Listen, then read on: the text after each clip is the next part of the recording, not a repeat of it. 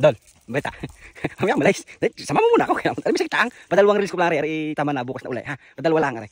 May kaunti ka. Tapos lagi naman sina agad i-scroll. Kaya naman mga tao rin. Sa kita ko lang, may kukwento na ako. Alam mo kayo, nung kami nakaraan taon ay umuwi ng Pilipinas. Kami mag-anak. Hindi kami umuwi.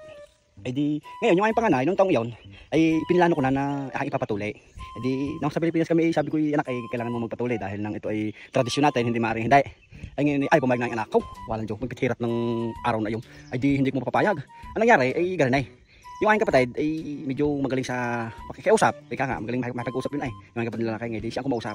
Ngayon ay napapayag. Naisama naman namin sa ospital, di naroon na kami. Ngayon basta pag kami dalawang magkausap kami mag-ama, lagi kami nagpapamabag. Ay sabi ko na, hindi maaari ito. Sabi ko, kuya, ko nang pala dyan, huwag lalabas na. Di lalabas ako ospital. Di kinausap ng kuya. Ngayon di napakausapan, tinuli na. Bibilisan natin ha, di natuli na. Ay isipin mo noong pauwi na kami. Sabi ko sa iyo, idol, ang aking anak ay halos ako isumpa. At ang sakit daw, ay halos ako isumpa. Ay sabi sa akin ng aking asawa, ay huwag na daw ako magkasalita. Huwag ko nang kakausapin. At galit nga sa akin ay, isipin mo halos nga ako isumpa. Ay sabi ko, siya, ikaw, bahala ako sa buhay mo, linti ka. Kahit tayo hindi na mag-imikan, ay balang araw ako, pasasalamatan mo din ako. Ay ngayon isipin mo, dating kami sa bahay, lumipas ang isang araw, dalawang araw kami dalawa magkami hindi nagkikibuan.